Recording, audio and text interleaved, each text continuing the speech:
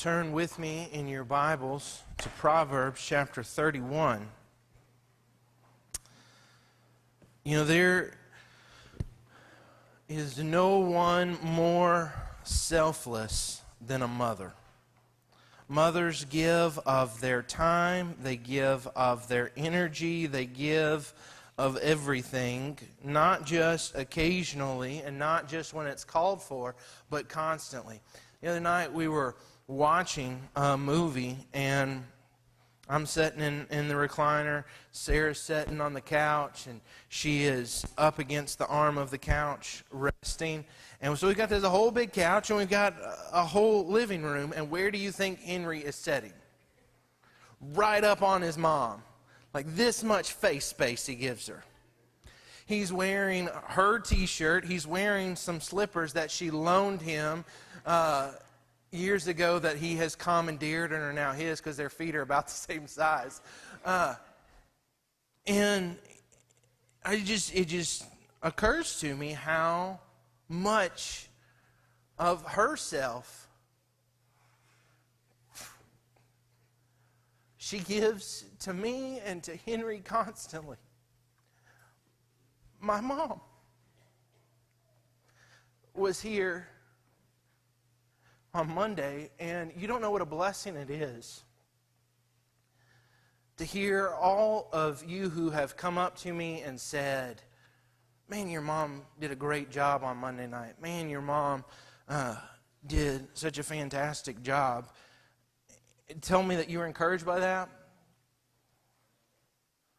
Because I've seen her whole life. And she's not just a good speaker, and she's not just a big smile. She is one of the finest people I know. And I think of all that she has given of herself. To me, it's remarkable. When my dad was in seminary, we didn't have much. We moved from Lexington, Kentucky to the Memphis, Tennessee area, the armpit of the United States in the Arkansas Delta. And my dad couldn't find a job. Here he was with a master's in classical languages, and FedEx and Coke wouldn't hire him. We didn't have anything. We were dirt poor. You know, I was 4 or 5 years old at the time. I had no idea how poor we were because of how sacrificially my mom gave of herself. And the history of the church is littered. It is full of women whose names are often not known, but who constantly gave of themselves. There is Macrina the Elder. And very few people know her name, but she was a woman who lived in a Roman province when the government, the empire, was persecuting Christians. And she and her husband went, and they lived in the forest for 7 years because they would not recant. When they came back to their town, they were allowed to live, but they had to basically give up all of their possessions. And it was Macrina who was so faithful and who was the rock for her family. And two of her grandsons, Basil the Great and Gregory of Nyssa, were two of the most important theologians of the early church. Monica was the mother of Augustine, probably the greatest, most important theologian who ever lived. When Augustine left Hippo there in North Africa and went to Milan, it was Monica who just tirelessly prayed for him over and over and over and over, and got on a ship and left North Africa, went all the way to Milan to beg her son to go listen to Ambrose preach. And it was that began the process as he heard the gospel preached, as he began to study Scripture, that eventually led to his conversion. Think of a woman like Susanna Wesley. Every time we sing a song like Hark the Herald Angels Sing, or Oh for a Thousand Tongues to Sing, or And Can It Be, you are hearing the influence of Susanna Wesley. She raised 19 children practically by herself. Her husband was gone so much. She wrote Bible curriculum and theological curriculum for her children so that they would know the Scriptures. And literally the world was impacted and changed by her sons, Charles and John Wesley. And they were always quick to credit their mother's influence on them. And there are so many. But to me, one of the most important women is one we don't talk about. Right, we're in Proverbs 31, and as the reference came up on the screen, some of you might be surprised because often when we come to Proverbs 31, we begin in verse 10. There in verse 10 is an acrostic poem of the ideal woman. But the first 9 verses are advice. It's given by the mother of King Lemuel. We don't know anything about him. We don't know. He doesn't seem to have been an Israelite king. We don't know where he came from other than what it says, but even that is still a little obscure. But his mother gave him advice that I think not only does every mother and father need to impart to their children, but every single one of us needs to implement in our own life. And so look with me in Proverbs chapter 31, beginning in verse 1. It says, "The words of King Lemuel, an oracle that his mother taught him. What are you doing, my son? What are you doing, son of my womb? What are you doing, son of my vows? Do not give your strength to women, your ways to those who destroy kings. It is not for kings, O Lemuel, it is not for kings to drink wine or for rulers to take strong drink, lest they drink and forget what has been decreed and pervert the rights of all the afflicted. Give strong drink to the one who is perishing and wine to those in bitter distress, and let them drink and forget their poverty and remember their misery no more.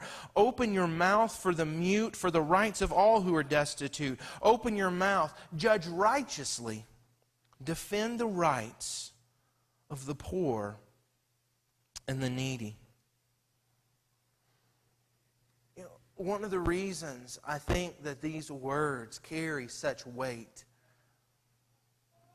is because who else can give advice on being selfless other than a mother? It's one that the child has seen. I mean, here is a king. Again, we don't know much about him, but we can pretty much say kings aren't in the business of taking advice generally. But who is the one that kings do take advice from? Mama. Because even if you're king, she's still mama. Right? And so here is King Lemuel, and his mother gives him this advice on living selflessly. And I just want us briefly to look at the 3 pieces of advice that she gives him, that not only do we need to impart to our children, but we need to live out ourselves. And the first is this: don't use your life to serve yourself. Your life is not about you. I think one of the things that makes such chaos and such calamity in our society is because it feels like often the cornerstone of our society is you do what you want to do. No one can infringe on you. It's all about me. It's all about how I feel. Right? My generation is the selfie generation. We always have to stop and say, look at me. Look at what I'm eating. Look, I walked to the curb today. Look, I'm standing next to a fire hydrant. Look at me. We like to make life about us. That is what our generation, this is what our society preaches. But here, the mother is saying, life isn't about you. It's helpful for us to remember as we come this morning that we're reading poetry here. And so we have to interpret it as poetry. And a lot of times what happens in poetry in the Bible is that something is used as a symbol for a greater thing. For instance, right, when the psalmist says of God that every animal of the forest is mine and the cattle on 1,000 hills, in Psalm chapter 50, verse 10, he is not saying that all the animals in the forest and the cattle are God's, but the animals in the ocean and pigs and sheep, those aren't his. He's expressing a truth poetically, and so it's to be expanded. We're to recognize it as that. When in Proverbs it says a foolish son is ruin to his father, it's not saying that mom's indifferent if the son is foolish.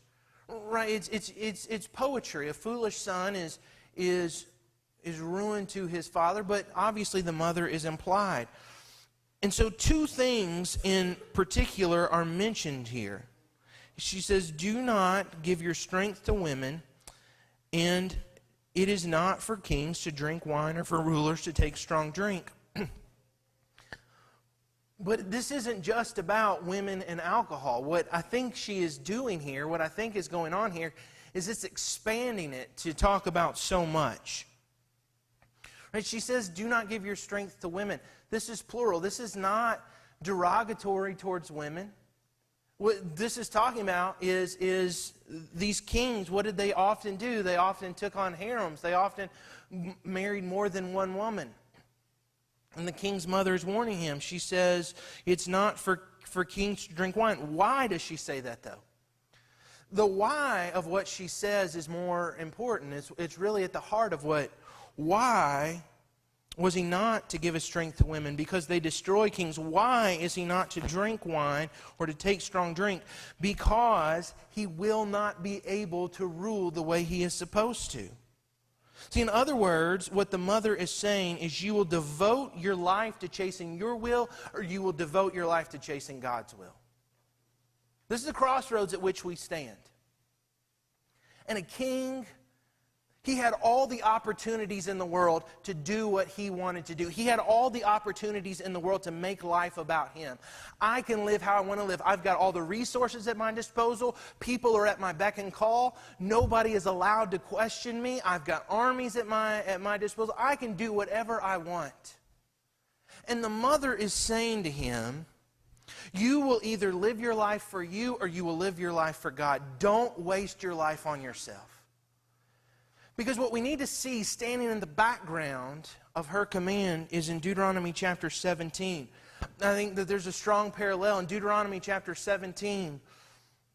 The Lord, He gives laws. Israel doesn't have a king at this point, but God is pointing towards when they will have a king.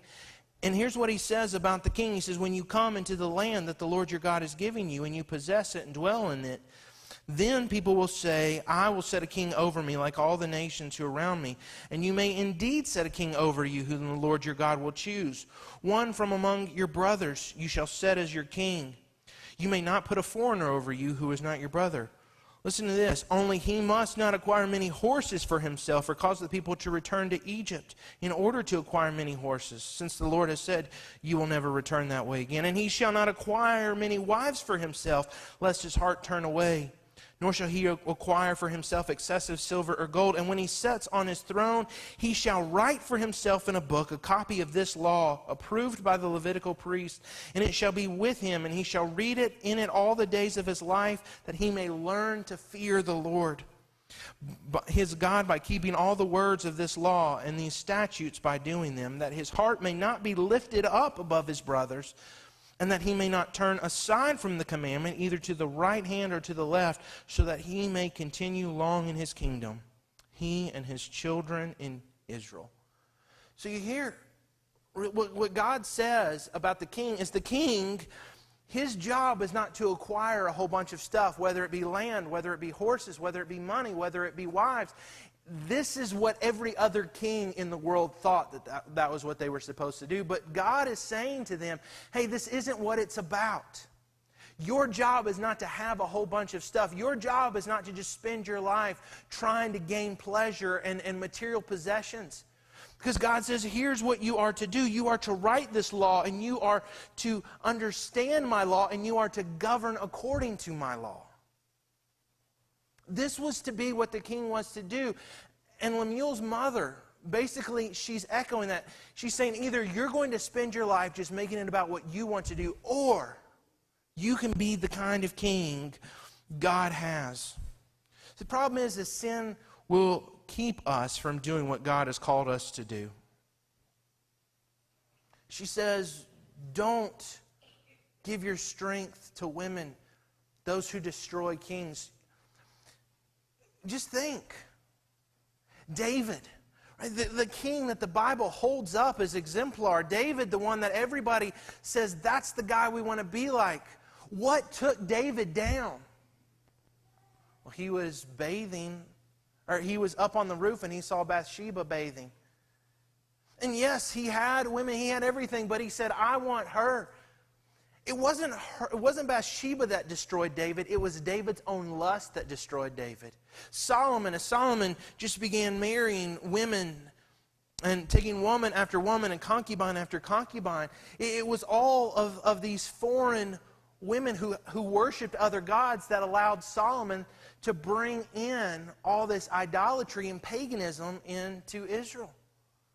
The women weren't the problem. It was the king's own lust. It was the king's own selfishness that was the problem. And both of them were derailed from doing all they could do because all they cared about was themselves. That's what sin does to us. When we go after our own plan, when we make our life about us, we fail to see what God has for us. And she talks about drink there.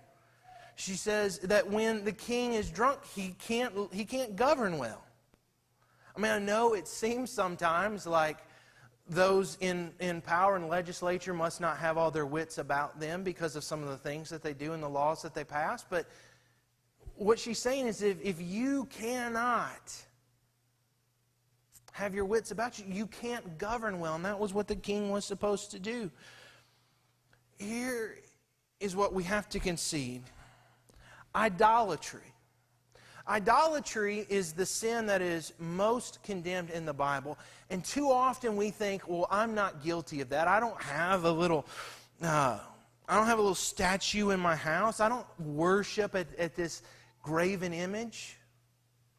Idolatry is when we put something besides God at the center of our lives. When the decisions that we make, when the things that we love, when the stuff we desire comes from an affection of something other than God. And I'm afraid that too often what we do is we put ourselves at the center of our life.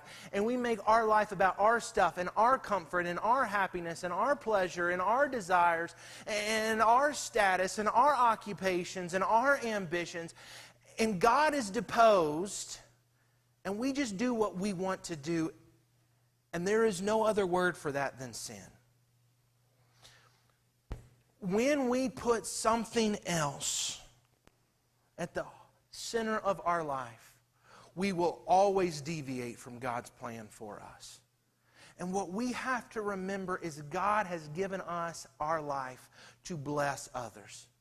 Back in Deuteronomy 17, one of the laws that God has said, one of the precepts that He gives is the king ought never elevate himself above his brothers. Why?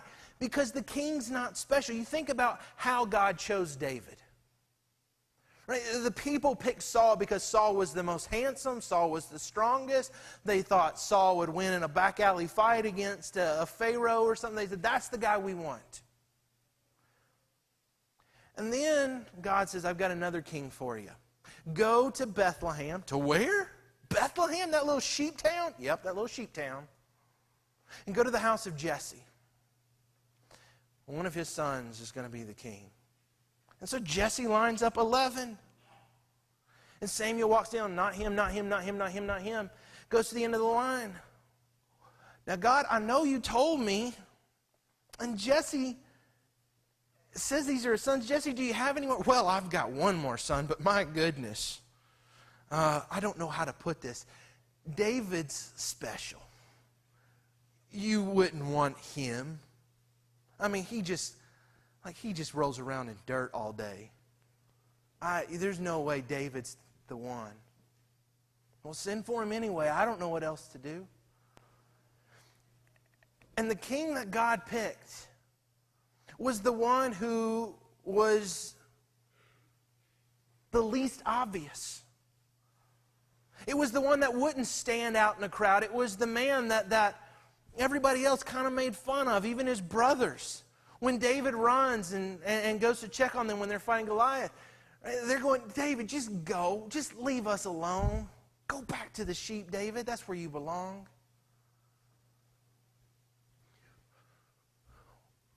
God has given us a life. He has given us all that He has given us, not for ourselves, not so that we're esteemed, not so that we're lifted up, but so that we can be a blessing to others. And so we need to understand that we ought not use our life to serve ourselves, but secondly, we need to sacrificially help others. She says there in verse 6, give strong drink to the one who is perishing and wine to those who are in bitter distress. Let them drink and forget their poverty and remember their misery no more. Now, what in the world is she talking about there?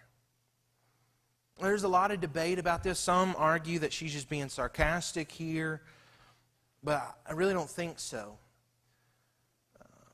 We need to understand a little about alcohol in the ancient Near East to get a better understanding of what she's saying, because when we read this, our minds just kind of immediately think open bar.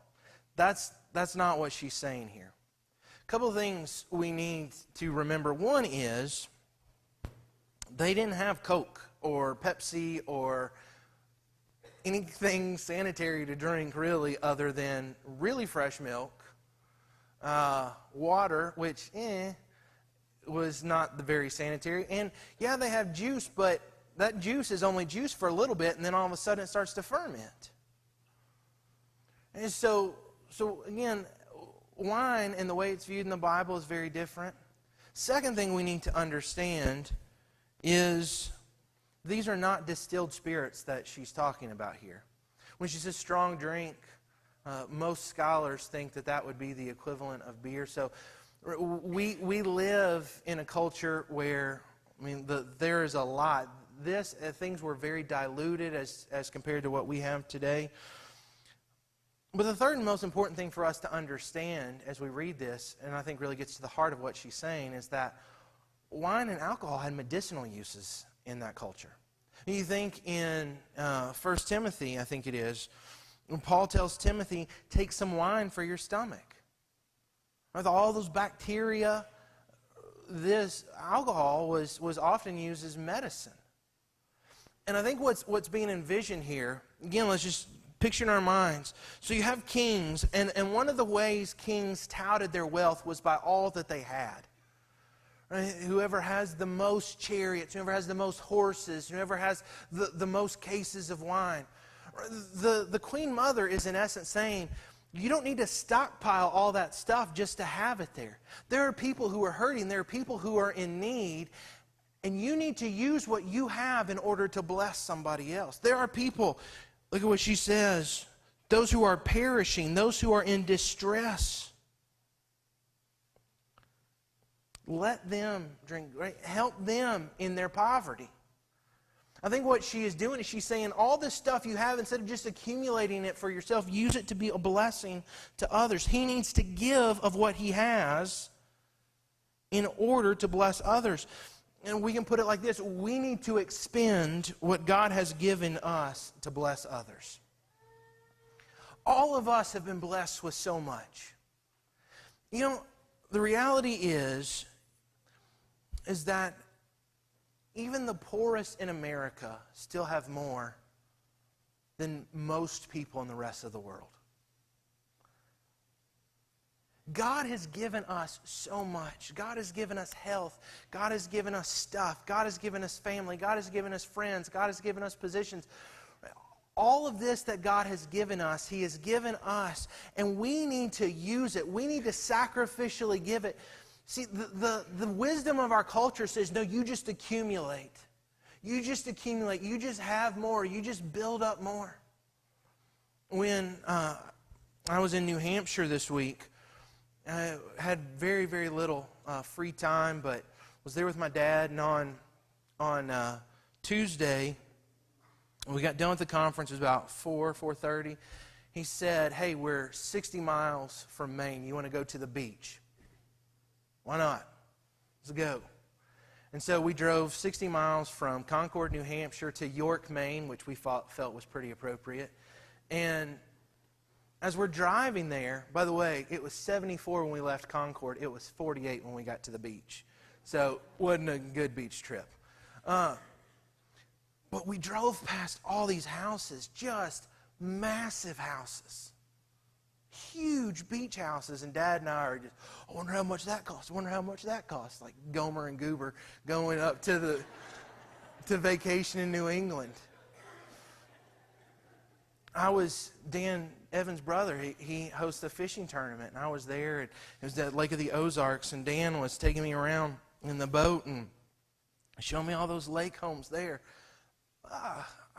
I felt bad. Some of those people, their walkway from their house to the lake wasn't paved. And I just don't even know how you live like that. But you accumulate all this stuff, and people have so much. And then, I don't mean to be morbid, but it's realistic. You die, and then what? Nothing. You have, and you have, and you accumulate, and you amass. And then one day, nothing. We spend our lives, we waste our lives just trying to get more, when God wants us to take all that He has given us, and He wants us to use it to be a blessing and to take care of others and provide others, even though it means giving up what we have. And God gave you your position to bless others. God put you where He put you so that you can be a blessing to others, whether it's your job. God put you in that job because there are people that you can bless through that. Doesn't matter what your job is. Doesn't matter if you're President of the United States or you are a guy in a factory that just does quality. Everywhere God puts us, He puts us there to be a blessing.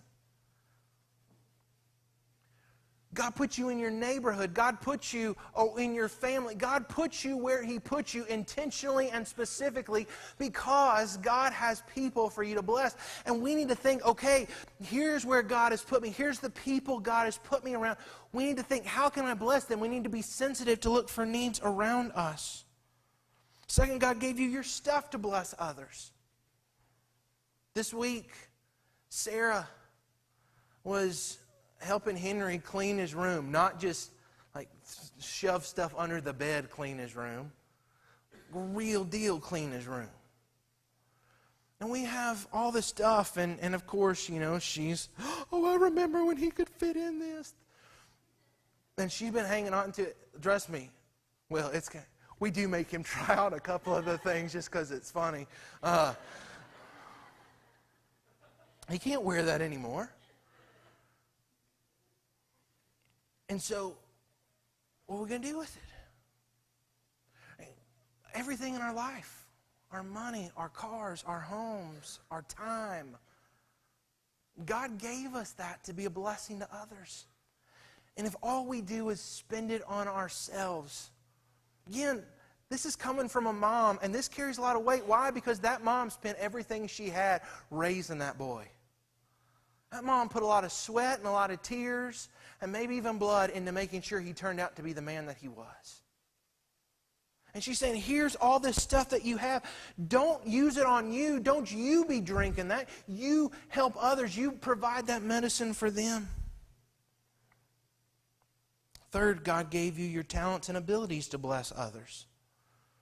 So often we try and take our abilities and we try and figure out, how can this put me ahead of the game? How can this help me advance in life? How can this put me to the front of the line?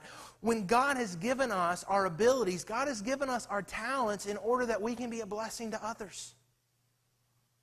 One of the reasons God calls us together in a church is because He takes all these different people with all these different abilities so that we can benefit and we can bless and maximize our potential to bless people.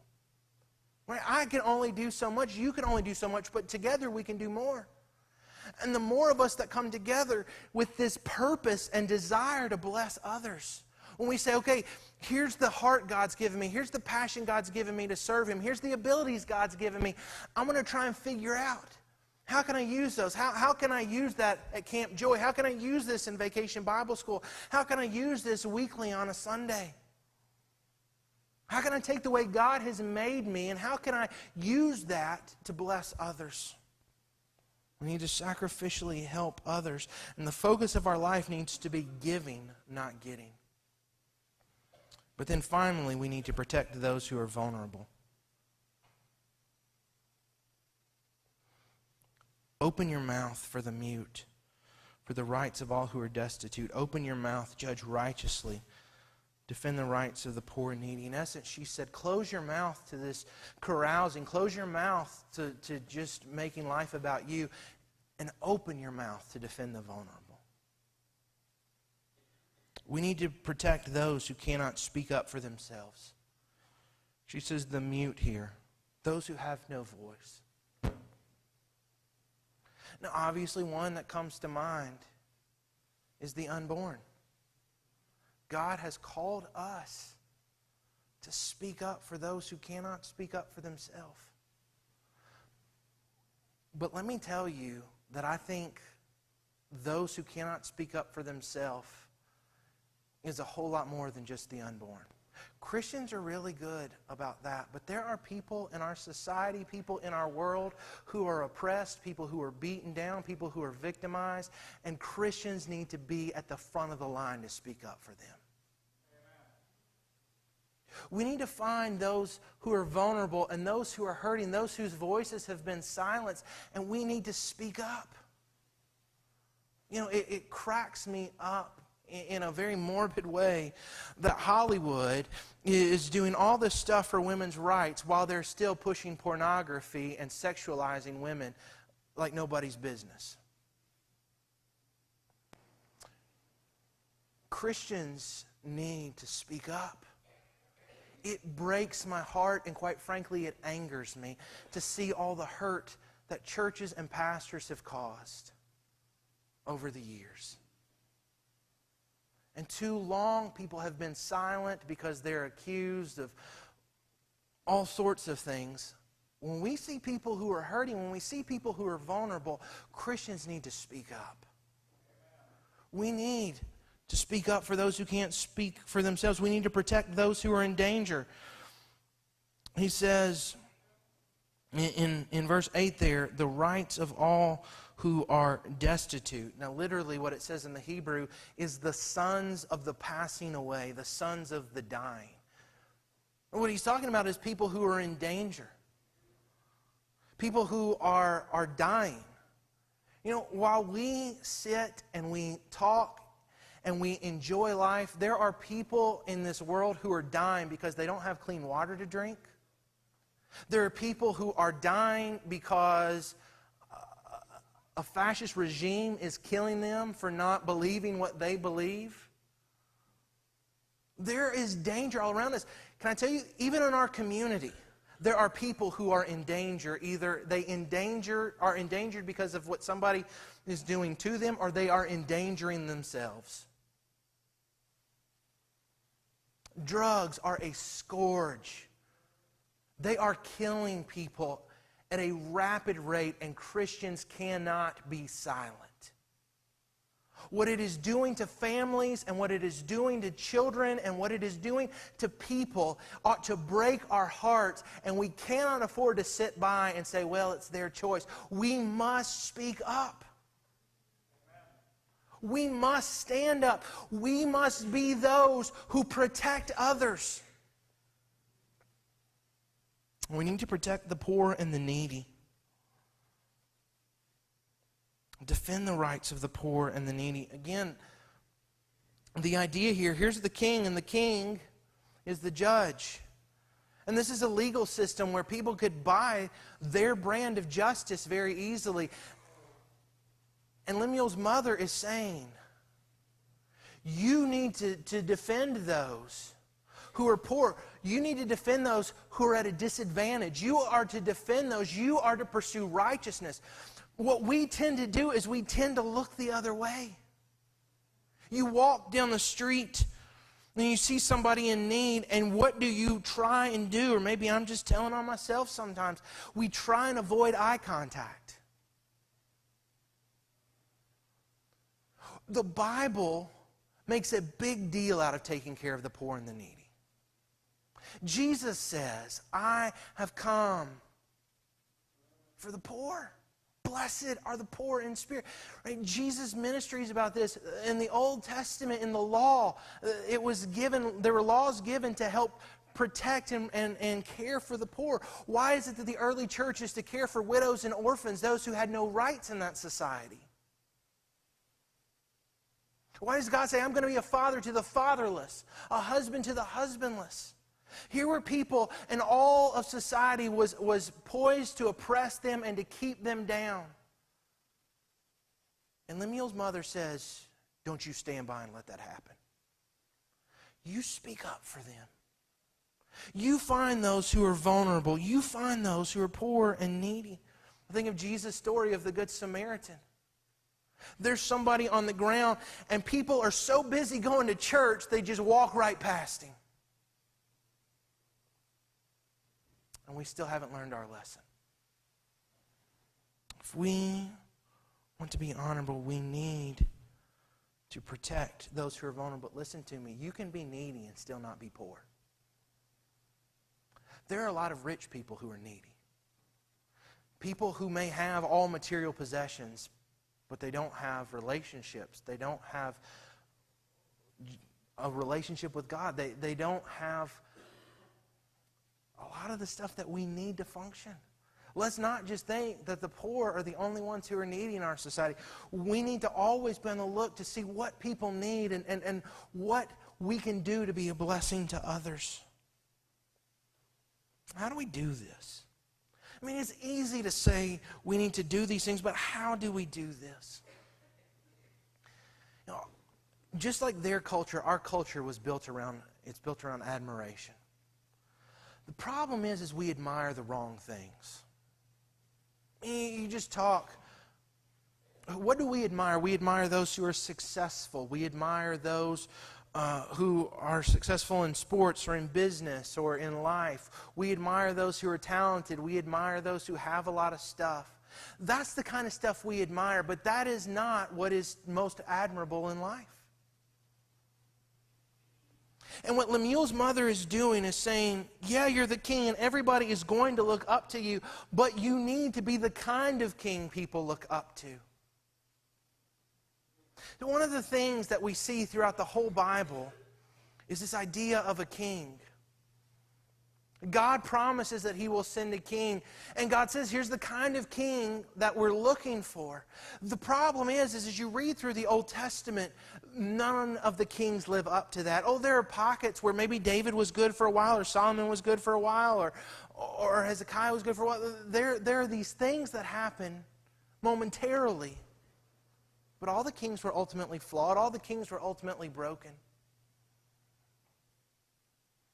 And if we want to be this kind of a person, if we want to raise our children to be this kind of person, what we have to do is we have to live like King Jesus, the perfect and the selfless King. Jesus is the kind of king that was pictured here. Jesus was a king who had all the rights in the world. Jesus was a king who not only ruled over the earth, Jesus was the king who created the earth. And by right of His being and by right because He created it, He had the right to rule over it. Jesus could have come to this earth and Jesus could have said, everyone must bow down before me. But Jesus came to this earth and He didn't try and take from people. Jesus gave of Himself for people. Jesus lived a sinless life. Every day of Jesus' life was a sacrifice. Jesus experienced pain and suffering. Jesus experienced things that He would have never experienced had He remained in heaven. But as it says in Philippians chapter 2, He emptied Himself. He who was rich took on poverty so that in His brokenness, so that in His poverty we could become rich. Jesus is a king who didn't say, you have to worship me. Jesus was a king who said, here's why I'm worthy of your worship. He gave Himself for us. He came and He sacrificially helped us. He came when we were at our most vulnerable, when we had nothing we could do to defend ourselves, when we were hopeless and helpless. Jesus came so that you and I could have life. And that is the kind of king we want to worship, and that is the kind of king we need to follow.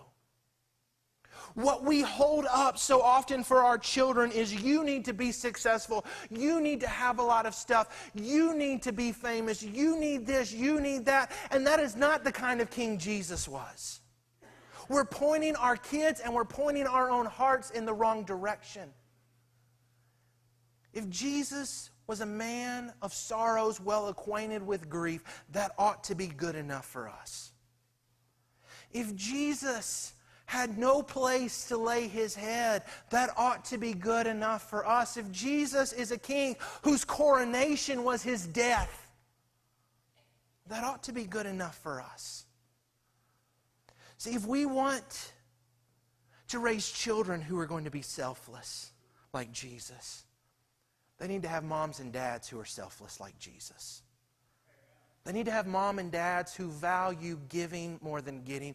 They need to have mom and dads whose purpose is not how much I can achieve in life, but who I can bless in life. We need to have mom and dads who say it's not our will, but it's God's will be done. And as you and I, as moms and dads, as we follow after Jesus, we are pointing our children to the one that they should admire and the one that they should emulate. And one day Jesus is going to come, and every knee is going to bow and every tongue is going to confess. But here is the grace of God, is we don't have to wait till then to worship him. If you're here this morning and you have never come to the point in your life where you have worshiped Jesus, where you have given him your heart, and seeing that he lived a sinless life for you, he took the punishment that you deserve so that he could give you the reward that he earned in his life and in his death and his resurrection.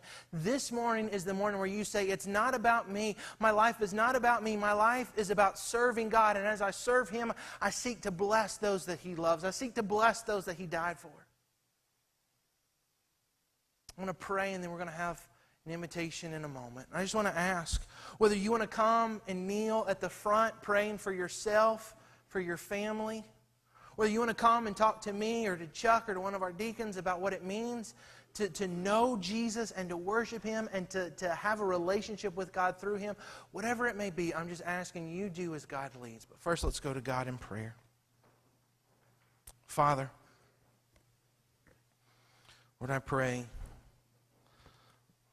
that we would be faithful. God, I pray for us as mothers and fathers that we would value the right things. And that as we value the right things, God, I pray that we impart that to our children. God, I pray for me as a dad. Henry would see in me someone who values obedience more than anything, somebody who values faithfulness more than anything. And that the same kind of love that you have loved us with, he sees in me for people, for his mother and for him. God, I pray if there's anyone here and they've never come to the point in their life where they put their faith and their trust in you alone, where they think life's just about having stuff and feeling good and advancing, that, Father, this morning they would see that you came to give us so much more, but you did it through sacrifice and you did it through surrender. And God, I pray that that is the pursuit of our life, the passion of our heart. Father, as we have this time of invitation, I pray that we would be faithful and obedient to however you lead us. And it's in Jesus' name we pray. Amen.